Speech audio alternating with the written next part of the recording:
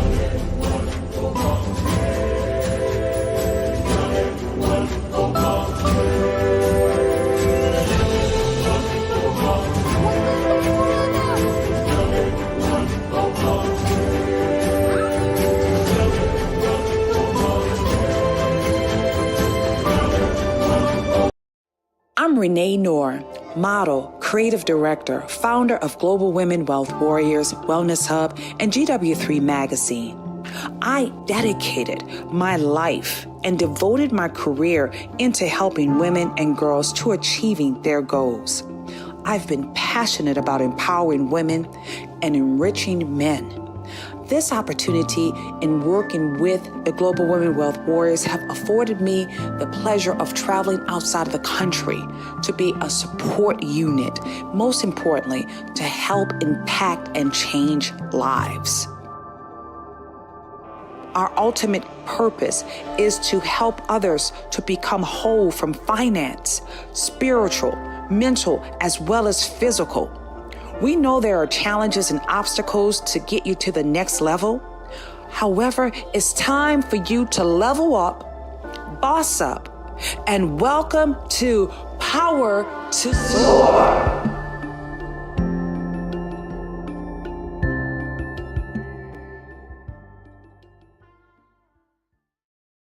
And one, we are live. That's right. Welcome, welcome, welcome.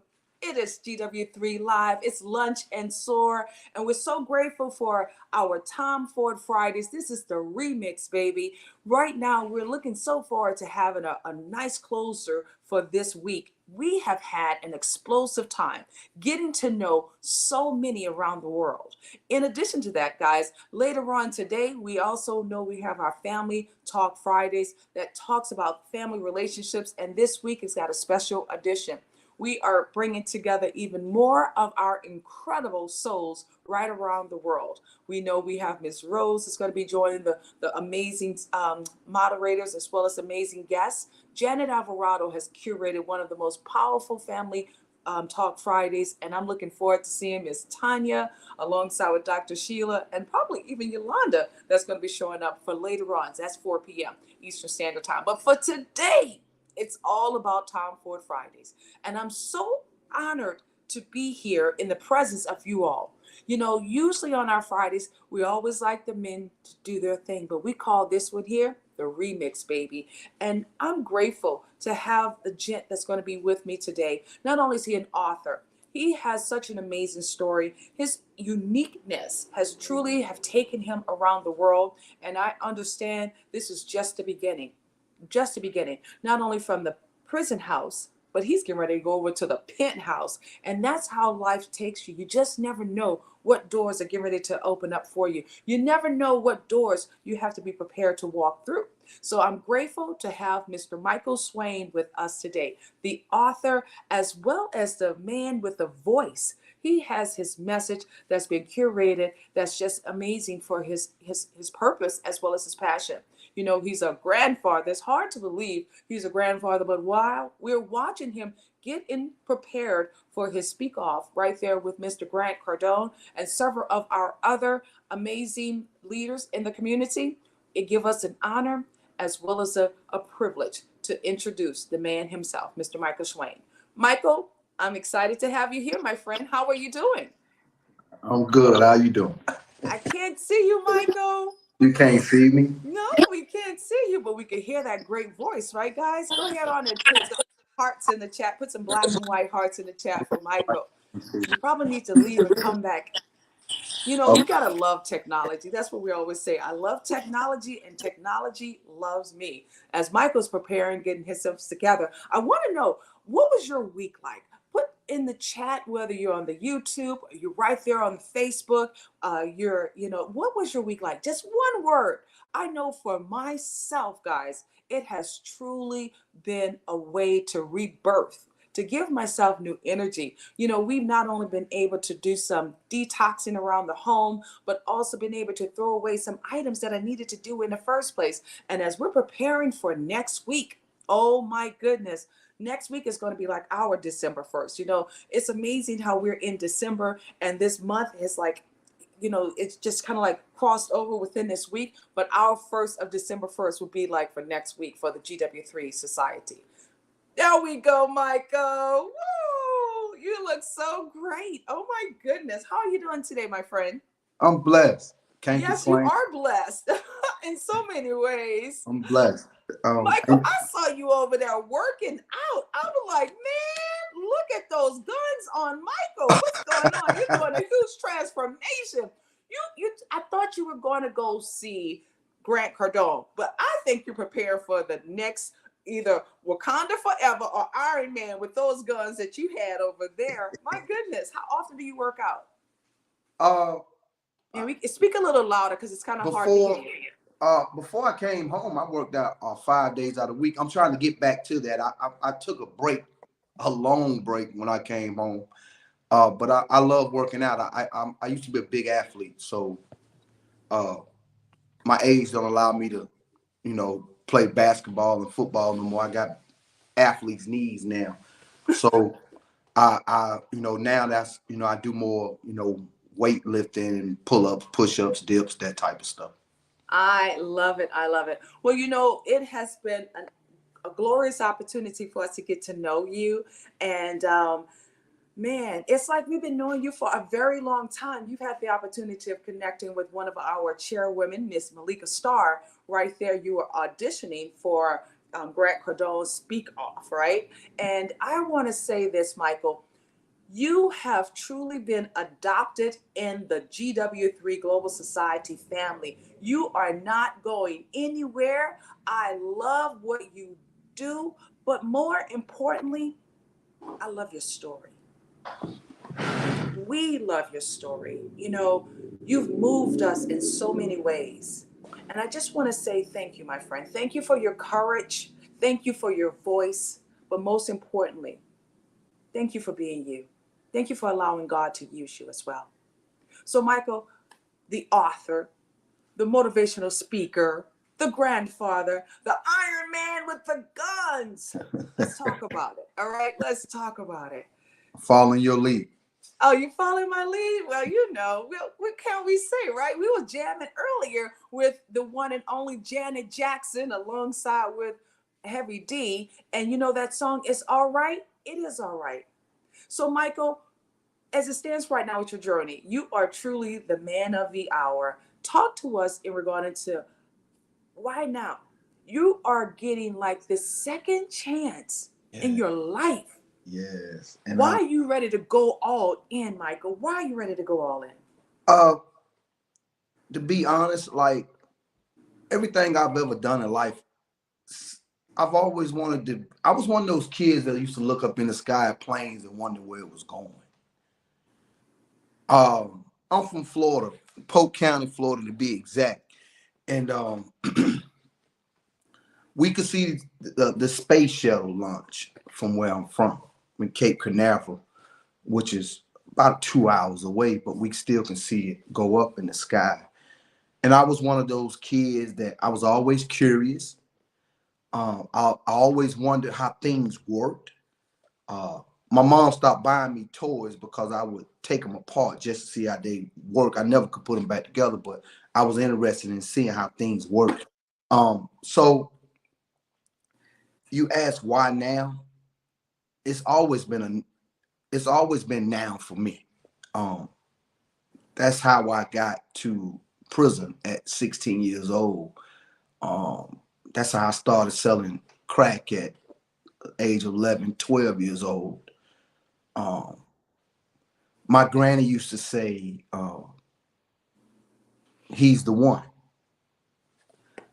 Uh, I'm the first child on both sides of my family um, after my grandparents. I'm the first grandson, the first nephew, the first everything. And I grew up I grew up during the 70s and 80s. I was born in 1974. So I've saw, I've saw a lot of change in this country. I saw a lot of change in my life. Uh, I was raised by a single mother. My mother had me, she was 18. My mother's 18 years older than me. And this was during a time when we was going from the big mama era, really, to the crack era. And it done a lot to our communities. It done a lot to our homes. And I was one of those that was caught up in that era. And because of that, I grew up real fast. My granny said he's never been a child. And I probably was about 13 when I heard her say that the first time. 12, 13 years old. She said Michael's never been a child. And I've always thought that I was special. I've always knew that I was special. I just was trying to find me. I was trying to find that special me. And being that I partook in the lifestyle that I did, I learned a lot. I got wise fast. I really had no choice. I ran away from a foster home in the 80s. And people would say homeless, I guess, but I never saw myself as homeless. I saw myself as doing what I had to do. So for about a week, I slept in a car, and for some reason, I was all right with that. I I think back on it a lot, and I was all right with that because I felt like I was doing what I had to do. And I don't know if this is the right interview to say this at, but I started living with a woman. She was in her 20s. I was like 11, 12 years old. I was tall for my age. I stopped growing. I'm 6 feet, but I stopped growing probably when I was about 17, 18 years old. But when I was like 11 or 12, I was probably about 5'7", 5'8", something like that. And that's pretty much taller than the average woman. But uh, if you looked at me, you wouldn't think I was 11 or 12 years old. You would thought I was 15, 16 years old. And I started living with this woman. And now it's we look at it and say, oh, that's something bad. Mm-hmm. Right. And we was in a relationship, and I held it down. Like, I'm not bragging, and I don't not gonna say no names or nothing like that. But like, I held it down. Like, I was a man, and she wasn't the only older female that I spent time with. I never carried myself like a kid. Mm-hmm. And when I started really learning what the money that I was making, what power that it had, Mm-hmm. I knew how to use that power. Um, Girls my age really didn't excite me that much because I was so far ahead of them. And then, like, like Granny used to say, he's smelling himself. So Yeah, remember those words. Like you so said. I grew up real fast, and then I Yeah. went to prison at 16, and Mm-hmm. then now I'm a man. I'm a child. Now I see that I'm a child now. Mm-hmm. Uh, Yes. I see that now in prison. because so many older guys like took to me and protected me. Yes. Because they knew the prison life. I didn't know the prison life. I knew the system life as a juvenile. I didn't know the prison life. And some of the older guys, they, of course I had homeboys who was there in the facilities with me, and they made sure nothing happened to me, because I went to prison back in the days when, just being real, people were still getting raped, uh, little boys was getting raped, grown men was getting raped. Mm-hmm. And I had a lot of people made sure that things like that didn't happen to me. I was an athlete. I was fast. I jumped high. I played basketball. I could dunk a basketball goal when I was 12, 13 years old. And so a lot of the things that I did put me in rooms with grown men. So I had to show up sometimes as a grown man most of the time. And in prison, nobody cares that you're 16, really. Not at all. I want us to kind of like talk about your journey. You poured in so many more details that we didn't have before about you, and you can understand now, and we appreciate where you are today as well. Like you said, you started early. Not only did you start early, not the average 11-year-old would even be thinking about having sex or anything like that, or even moving in with someone else. Well, let's just say this. I know I wasn't. So, a young boy is going to definitely grow faster than a young lady. But then also sometimes it's about the environment. Physically, a young Physical, boy. yes. But also Y'all smarter than us. men are, I would say this, I'm not saying anything to disrespect anyone, but sometimes mentally it's like 5 years men are behind women, because we have to be a Right. little bit more of the nurturers as well as the ones that take care of the family. And so with men, you're right, they grow up, I think they're more exposed because young men have to get that, as I said, those notches underneath their belt, per se, right? So just hearing your journey, hearing your story, I too have another friend who actually didn't even know. He became a father at the age of 12 years of age. I'm like, 12? How was he even thinking about that? But because of the environment. And because of the environment, sometimes of our youth, they're going to grow up faster.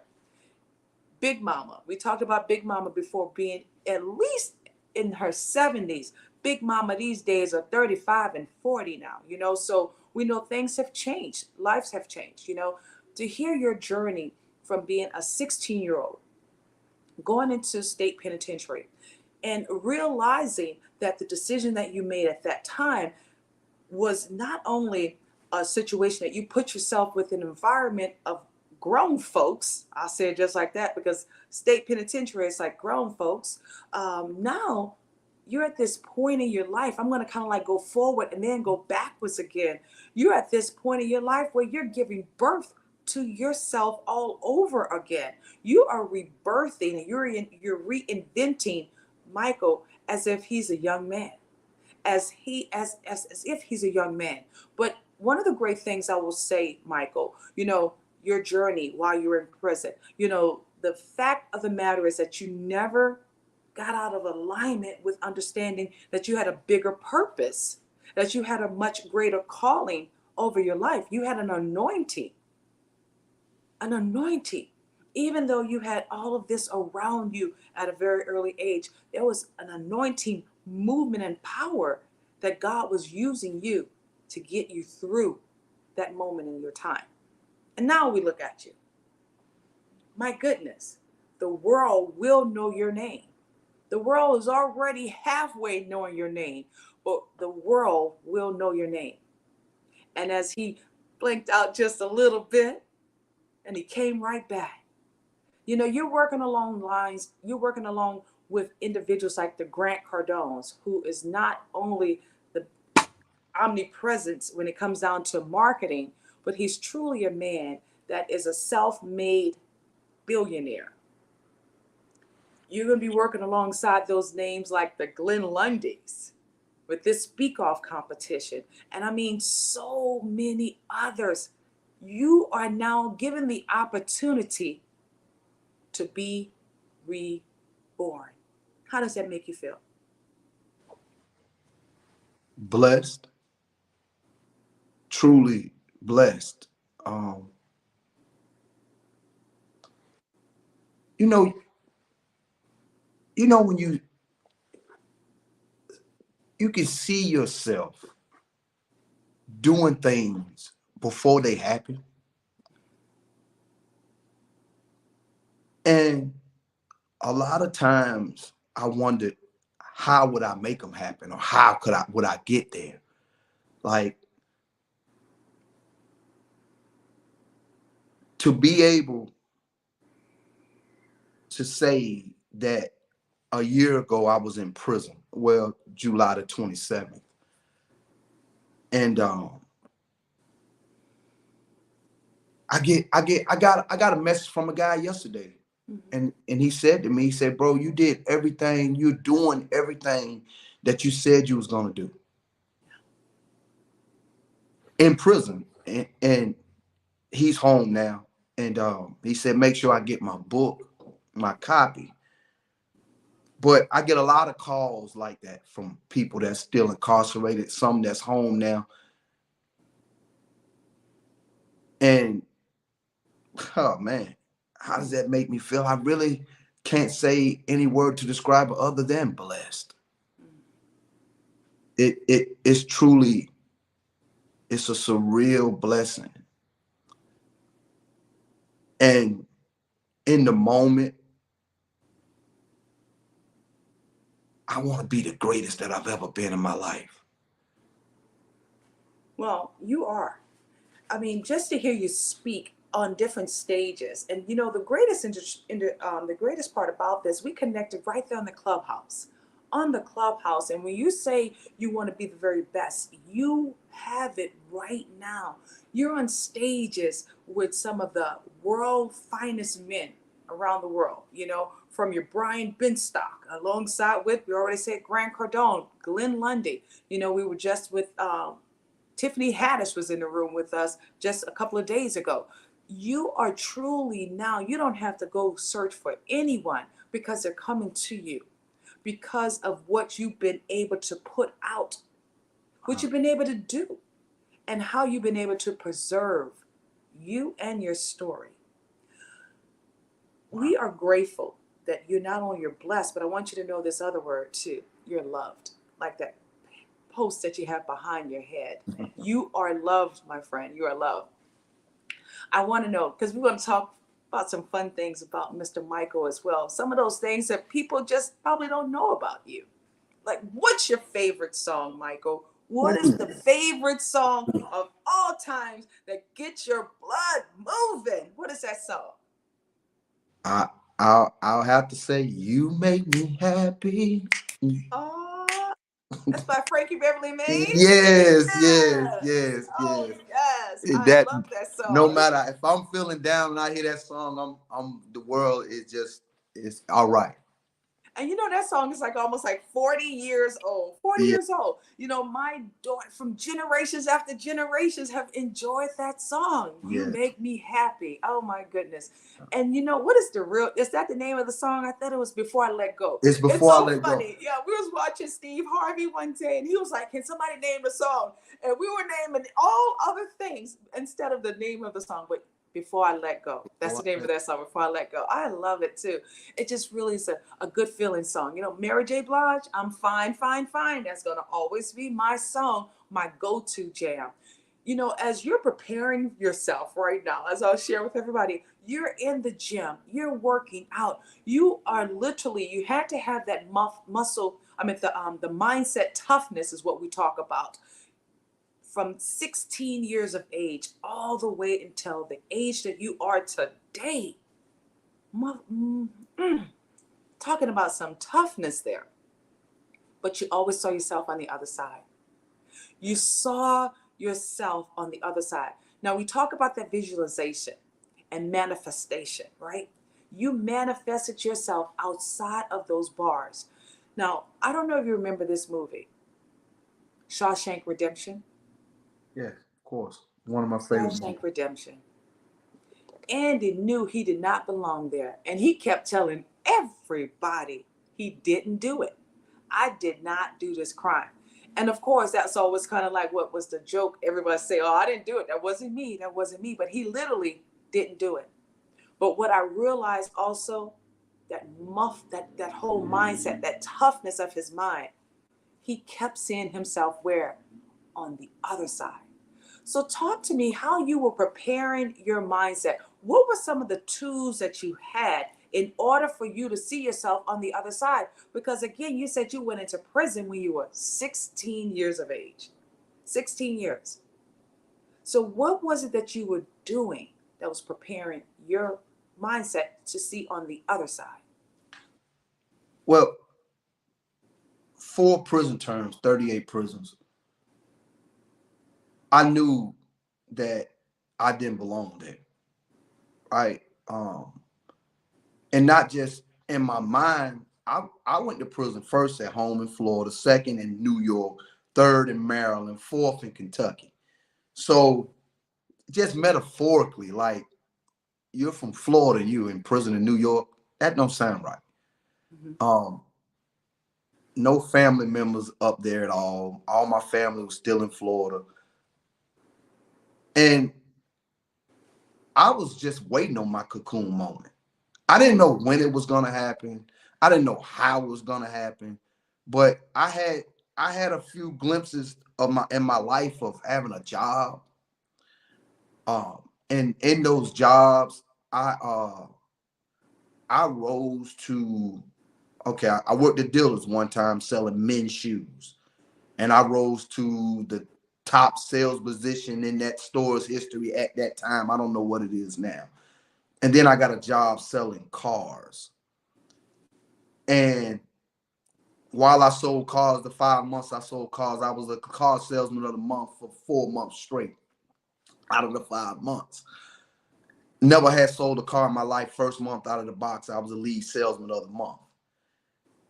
So that was God showing me that you are what you think you are. You just got to give yourself that chance. And so in the 27 years that I've done in prison, I just always felt like I didn't belong there. And the situations that I would see myself, catch myself in, let me know that I didn't belong there. Um, I had to fight to get back a 20-year sentence before Maryland. And the day I went back to court to be resentenced, everybody in the courtroom was crying after hearing what had happened. And these people that took jobs to lock me up, they stood up and clapped for me. I fought to give that time back myself. And God has continuously showed me like, you don't belong here, but I'm going to ride with you.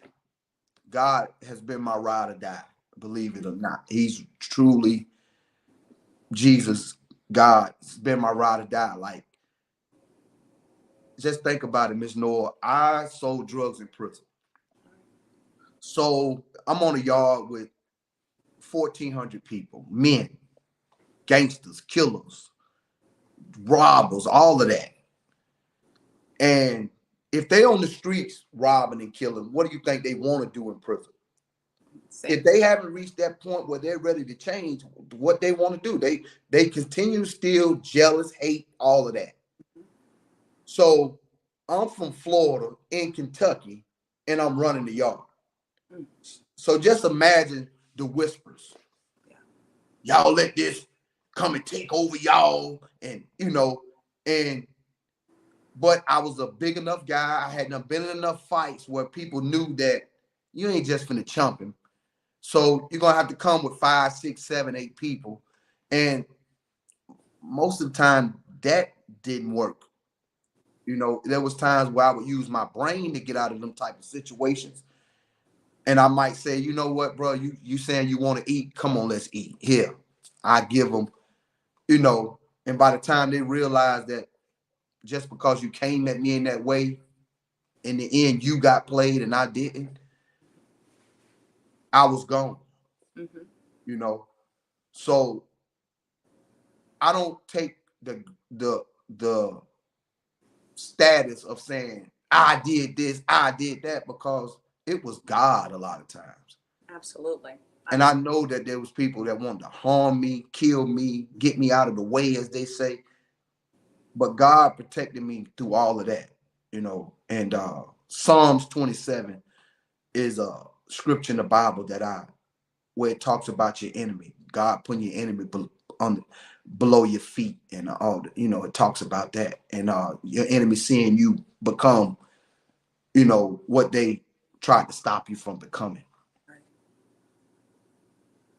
I didn't know when it would happen. I just knew I wanted it to happen. I knew that I wanted to be great. I knew that I wanted to be somebody that the world knew, and not from the drug dealer story. Right. Well, you know, it's amazing, you know, your journey that have brought you into prison, and now you're continuously with that prison mentality, because like you said, it's hard for you to think about, okay, what am I going to do something different when this is the only thing that I know how to survive. So that's why you see more people, you know, injuring themselves, because that's all they know, right? And the honest truth in regarding to you seeing yourself like a situation like is in the Bible, Daniel went into that lion's den, and not one of those lions touched him. Not one of them. Because not only did he believe in something bigger than himself, but he knew who he was. And that's with you. You know, you were fighting your time. That's what it's called, fighting for that time, because it was time for you to get out of there. And we don't know sometimes how long our time and our season will be. There's no set time of when it's going to take place. But one of the great things, having that preparation, when opportunity presents itself, then you can see yourself on the other side. And my friend, you've had many opportunities presented, and you are so ready now. You're so ready, Michael. You know, just hearing how you have been able to restore your mindset, being able to become an author, as well as preparing you for the next seasons of your life. You're giving birth to a new person. The person that you were, that's no longer who you are today. Because now you are the Michael Swain, the author. Okay, the king is here. As they say, the champ is here, the king is here. Okay, the king is here. And you are going to be able to use your story to transform even more individuals' lives. You're an impact. You truly are an impact. We need to have your face on all of those billboards right now, alongside with Grant Cardone, because it always talks about proximity, because you got to be aware in the same environment with those who have what you desire. Right? Wow. Am I making you laugh? I know. It's blushing. I'm blushing. Yes, but it's true, my friend. Wow. You and Grant Cardone. You know, talk to me about that moment when he heard your voice on the Clubhouse. Talk to me about that moment, because I remember the moment when Glenn Lundy heard your voice. So talk to me about the moment when Grant Cardone heard your voice. Um, I still hear that in my mind. Yeah. And it's not, you know, a little disclaimer. It's not in the streets we say we don't, you know, he just another man. Right, You right. know, but in all reality, you give people their flowers when they deserve them. That's And, right. and that guy came from the mud. You know, he came from the mud, and and I learned of him in prison watching Undercover Billionaire. And his story was just fascinated me. I didn't miss an episode. It fascinated me. And when I spoke to him on Clubhouse, and he responded, and he was like, "Hold on." I was just talking and kept talking. He said, "Hold on. You said you saw me where, and you was where?"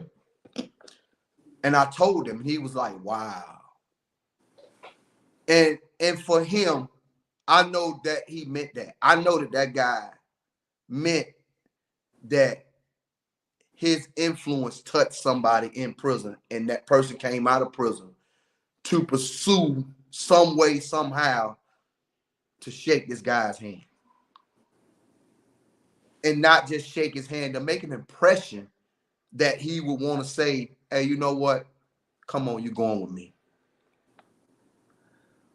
Because I understand that we can't get nowhere in life on our own.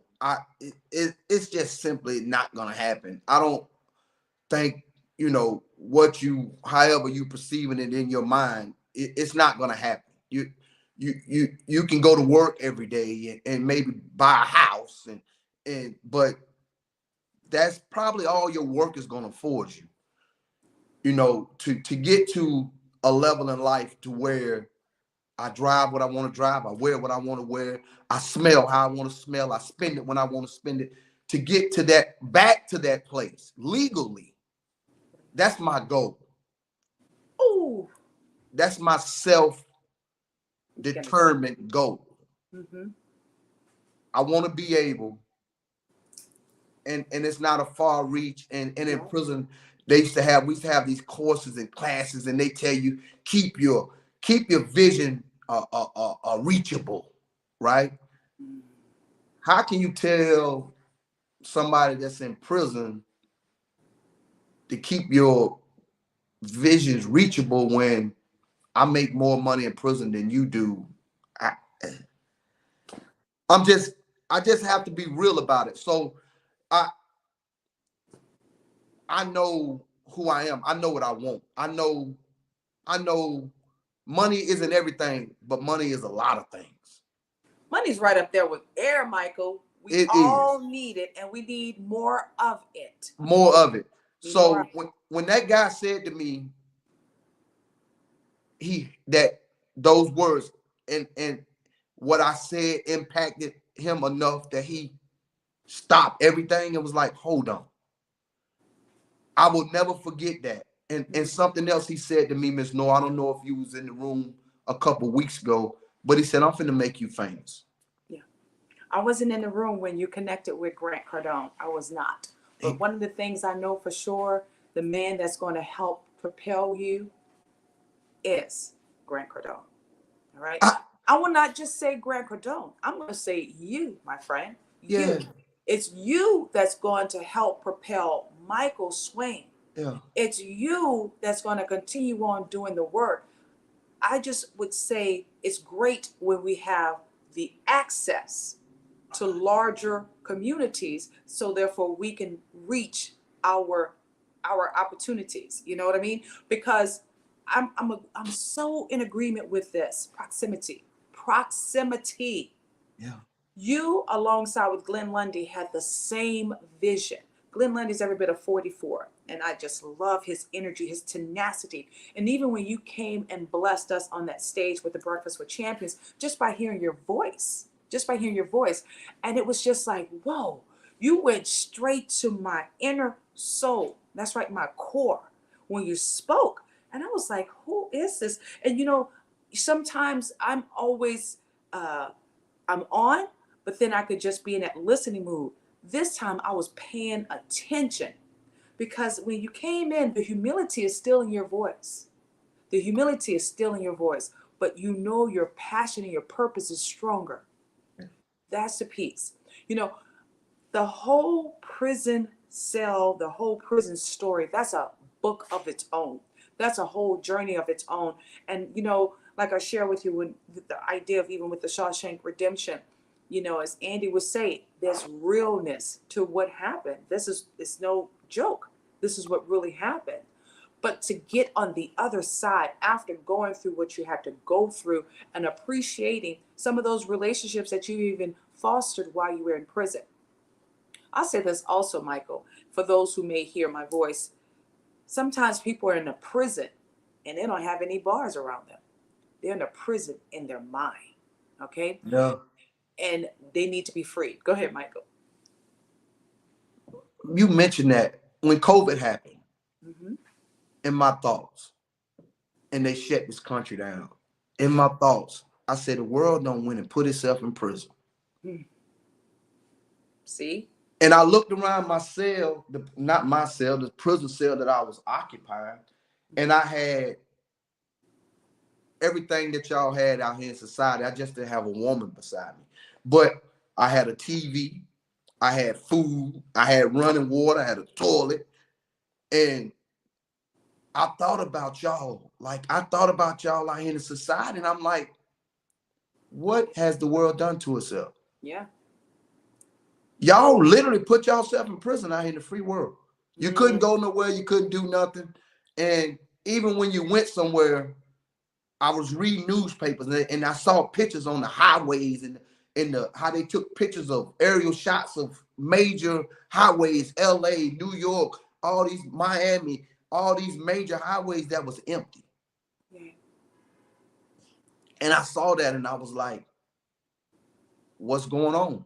Well, I said this, Michael. I didn't put myself in the prison. Oh no, I got news for you. I got news for you. You can't lock this one down. Oh, absolutely not. Michael, I did the same thing. I was like, wait, I'm looking down the street. I'm like, well, what are they talking about? What's happening? It was like at one point, you thought zombies was going to start walking the doggone street. All right. I said, I'm getting out of here. Literally, I was wanting to do a 20 city tour, Michael. I was only able to do 10, but I got out of that because if not, like you said, we lose all our hopes and our dreams because we are in scarcity and we're in a fear mindset. And that's basically what was happening.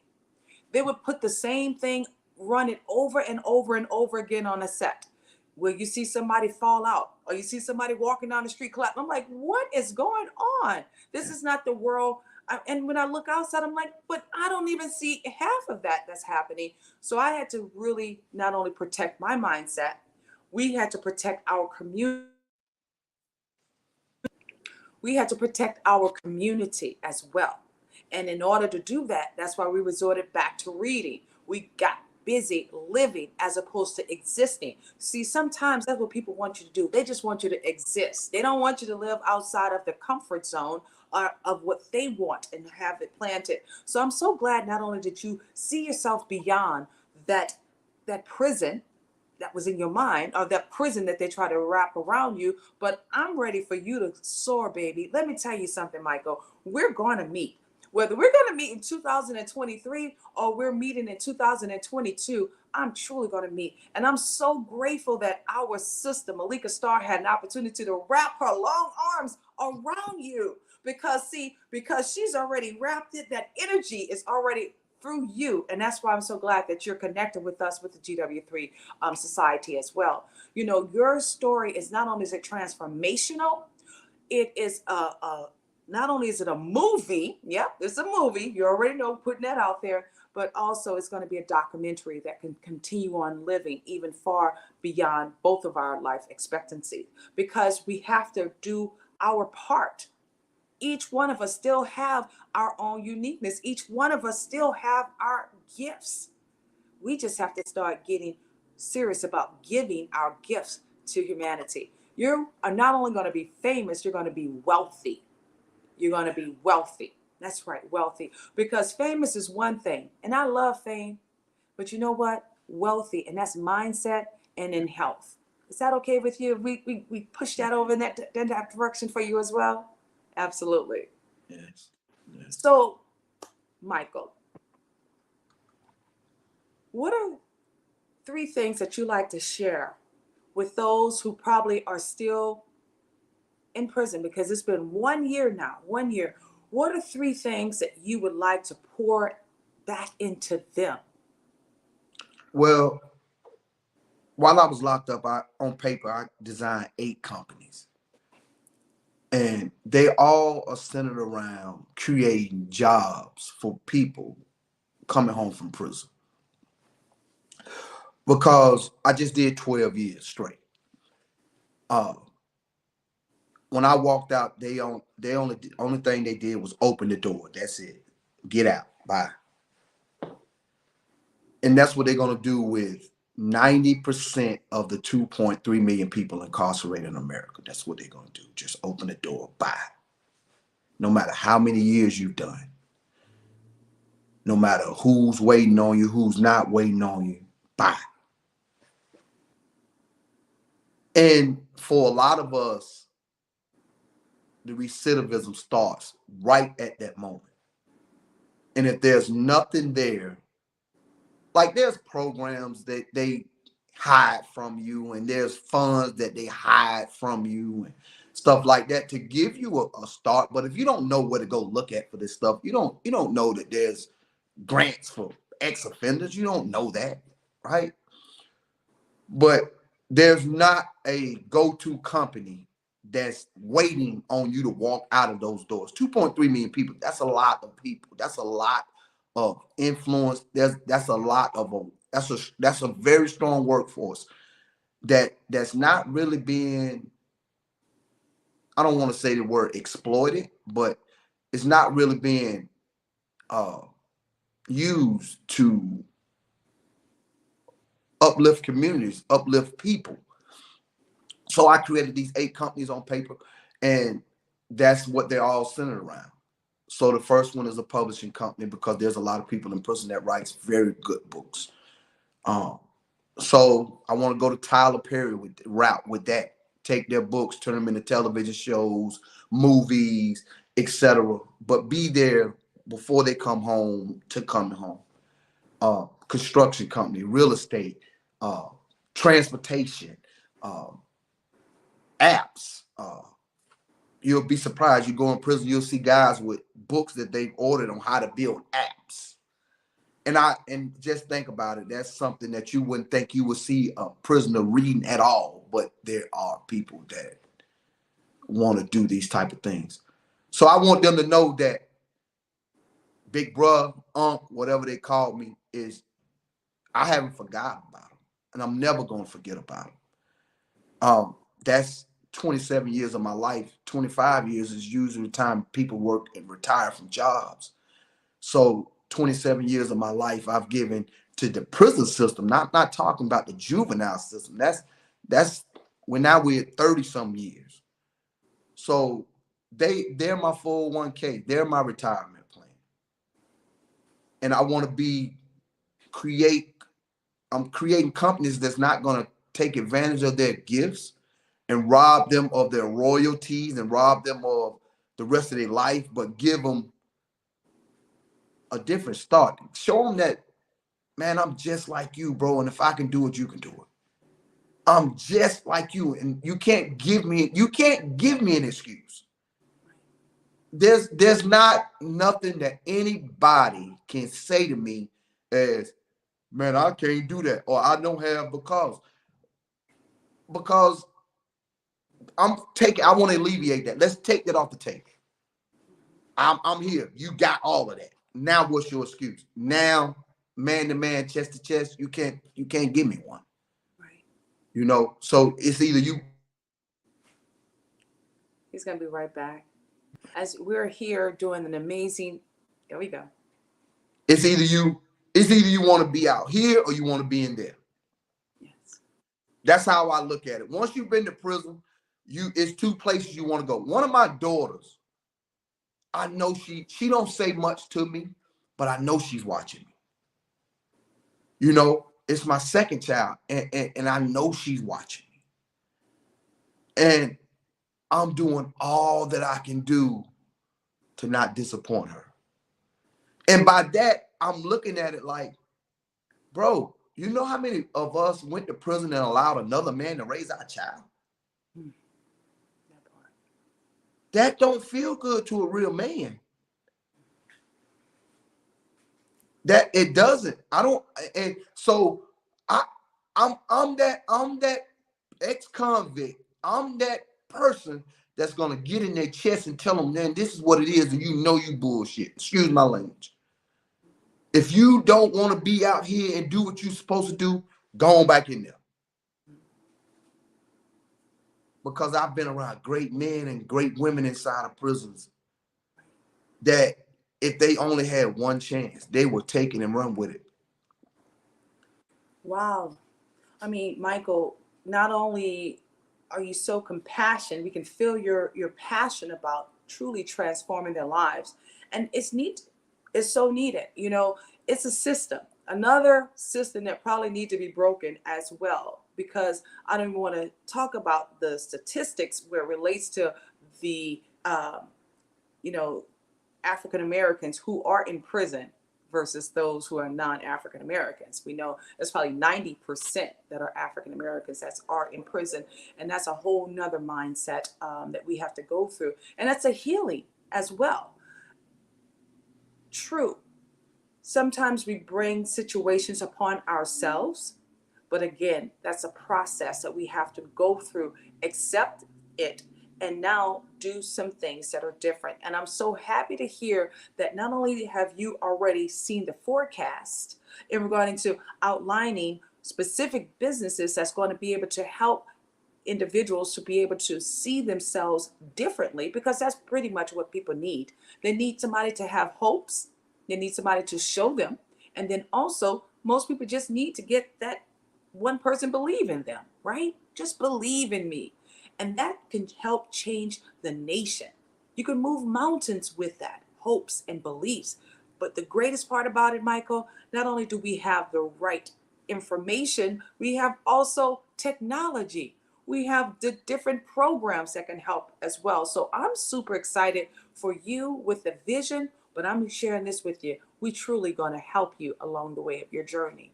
You know, I know we have some phenomenal men and women, like I said, leaders, not only within the Grant Cardone community, but also right here with the Global Women's Society, right here within the GW3 Society. We want to help you all as well. I was speaking to one of our other gents, and that's what they focus on in providing, like you said, funding and grants to help them make that transition, because it could not have been easy, you know. However, if you have the right people who show you love and care, you can make that, you help that process a little bit better. Adaptable, that's what it is, adaptable, because of course going in at the age of 16 and then coming out as a grown grandfather, it's not going to be easy. But you know what, you just have to pour more love as well as more twos, and expose you to the right community who want to see you win. This has been a powerful, powerful segment. I know for sure we have people that's been watching us from all across the world, right here in the Clubhouse, on YouTube, as well as Facebook. Michael, before we close up this particular segment, you know, we got another deeper dive. I know you got to save yourself. You got to preserve yourself while you work on yourself, because December 15th is just around the corner, right? December 15th, you will be in Miami with the godfather of real estate, Mr. Grant Cardone. That's right, I call him the godfather of real estate, alongside with some of those other amazing leaders. Right there, you got the golden ticket. Woo, woo, woo, woo, woo. So proud of you. So proud of you, my friend. Please let everybody know how they can get in contact with you.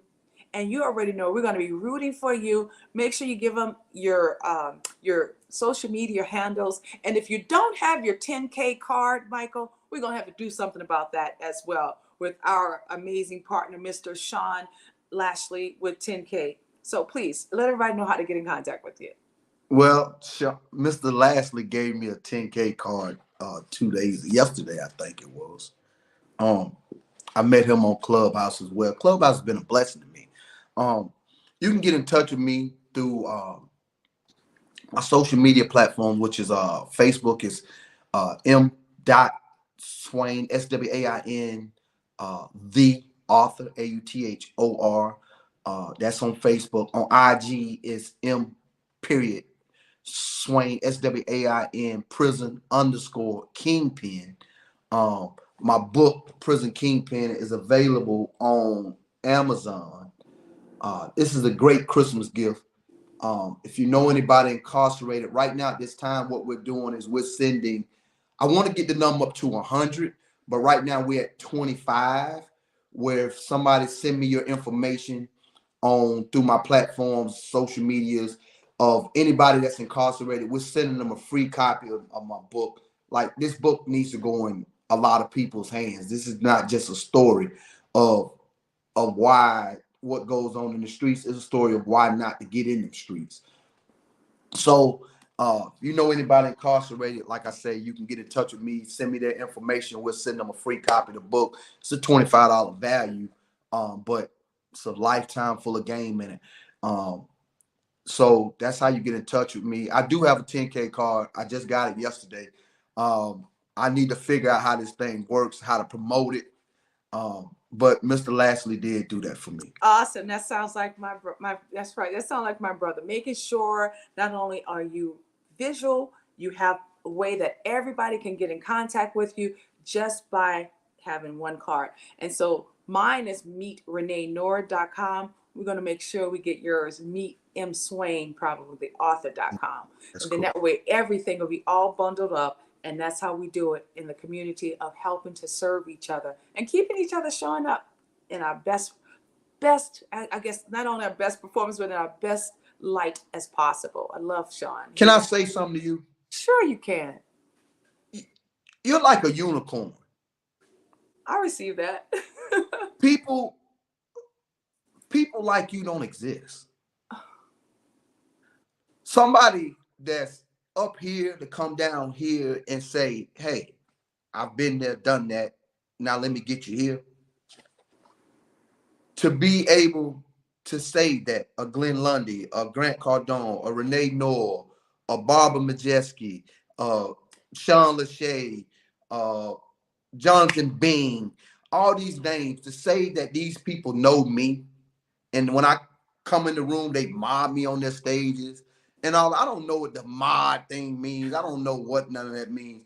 I just see it's different, you know. And give But you Miss access. Noor, We talk about access to give you access. okay, but you truly are. I heard somebody said the other day, and they hit it right on the head. You're an angel. Oh. You truly are, because you don't have to do what you do. And for all of your whole group of women, Auntie Jackie, Malika, Miss V, Yolanda. I don't want to miss no names. I was supposed to call her yesterday, and I fell asleep. But the stuff that y'all do and say, I feel it and I know it's real. I got another group of women that I pray with every day. My manager's involved in this group, and they're the same way with me. Like, I'm their baby, you know. I'm their brother. I'm their nephew. And to have that in my life, I need it, because it holds me accountable. It makes me, I have a group of people outside of my family that I don't want to let down, because the streets is calling. I'll be real, the streets is calling. But I know I can't. I can't do it. No matter how hard it gets, no matter what bill I got to not pay this month. I got to keep, moving. I can't. And people like you believing in me, it tells me that I'm worthy. Mm. So I salute you for that, because you don't have to, but you do. If I didn't, I wouldn't be doing what God asked us all to do. That's right. So I know there's a bigger purpose and a bigger calling for my life. Yeah. So as long as I'm on this earth, as long as God keep giving me the ability to breathe, to see, to use all of my senses, it's my responsibility and my duty to make sure you all know how much you mean to this world, because we need each other. So If much. we get out of our way and our egos and realize it's not even about who have the bigger house or who have the bigger car, it's about, can we all eat? Yes, we can. Yeah. Can we all have clothes on our backs? Yes, we can. Can we all just get along? Yes, we can, despite our differences. That's why we have a room on Tuesday. Not only is for gratitude, but it's a room that we appreciate each person's differences. Not a lot of people can hold that up, because you know why? They're dealing with insecurities and they don't want to admit that they have insecurities about others' differences. And so we just have a lot of growing up to do. Even though we passed the age of 21, we still have some adolescence in this world that we're dealing with. And we need to put on our big boy panties and our big girl panties or underwear, So therefore, we can learn how to work with helping each other better than what we've been doing before. This world that we're getting ready to go into, not only is it going to be one of those, as they said, worse than 2 years ago. So we need each other to work in harmony, not for one person, but we got to work for we. Not about me, it's about we. And when we get that, Michael, understanding how we can help and pull up so many others, we'll be much better people. We'll be not only doing the work of God, but we'll make this place a better world. And that is the truth. That is the truth. So I do what I do because I love my calling. I am a child of God, but I know somebody had to give me a chance. And in those mornings, I kid you not, in those mornings when I would hear the voice, get up out of the bed. I'm like, are you talking to me, Glenn Lundy? Yes, he was. Not only did Glenn Lundy, he helped me to wake up my inner giant, but also he holds me accountable. He's like an accountability partner because once I put it out there, now I have to show up and I have to deliver. A lot of people have been sleeping on their dreams. It's time for you to show up and deliver. Stop playing it safe. There's no such thing as playing it safe anymore, guys. Hear my voice. We have to go all in and make this world a better place. And we need each and every person. When it comes down to that last wire, it doesn't matter what color you are. You just need somebody to reach down and pull you up. All right? That's all we need right now. So not only am I going to share my resources, I'm going to share my information because I can't take it, can't do anything with all of it, right? But if it's going to help you, yes, I'm going to be that person to help you. Wow. And yes, I envision you with us as well. We envision you healthy and wealthy. And most importantly, we're going to make sure you get on board with that as well. I look good in a suit now. You look great. I know you will look great in the suit because you know those guys come suited and booted every time. I mean, I just love excellence, guys. I just love excellence. But yeah, they come in suited and booted, Michael. So we'll definitely get you all wrapped up for that. Vegas, that's where we'll be in Vegas with the Envision You crew. And that'll be January the 13th through the 14th. Ms. Janet Alvarado is working out, making sure we have a really nice experience. That's her hometown right now. But also the corporation with Envision You, David Emoniti, alongside with Ivan Tapia. That's where you're going to really need to be suited and booted because that's all they do, baby. And I love the fact that they know how to keep us all in alignment, showing us what excellence is all about, showing us how to be excellent together. That's powerful. Yeah, it is. Woo, we can go on and on. I could just continue on our conversation, but I would like for us to return back into the clubhouse. It's been an honor as well as a privilege. I know for sure they want to salute you. They want to celebrate you. So thank you guys for joining us for this special edition for our Tom Ford Fridays. This is not only called the remix, but it's talking about richer relationships. You, my friend, not only are we looking forward to seeing you, like I said, on those billboards, but we're looking forward to seeing your names in lights and camera. And you got that gold ticket, so it's time for you to deliver. Can you do that for us? Most definitely. That's what I want to hear. Let's give it up again for Mr. Michael Swain. Everybody in the clubhouse, open up the mics and let's cheer for my friend. Woo, woo, woo, woo, woo. Whoa.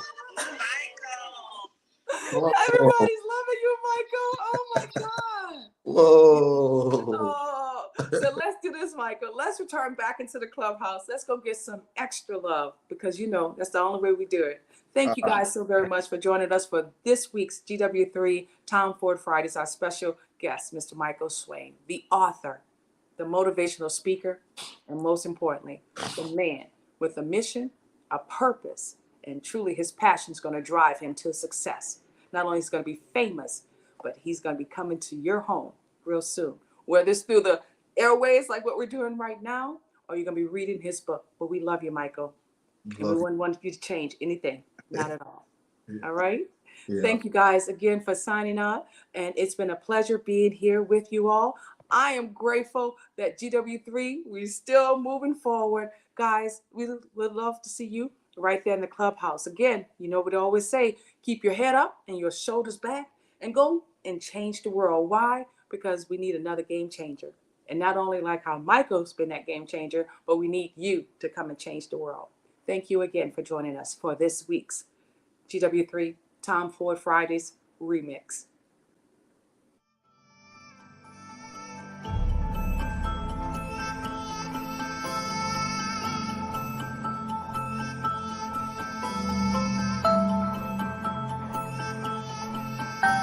Wakanda forever!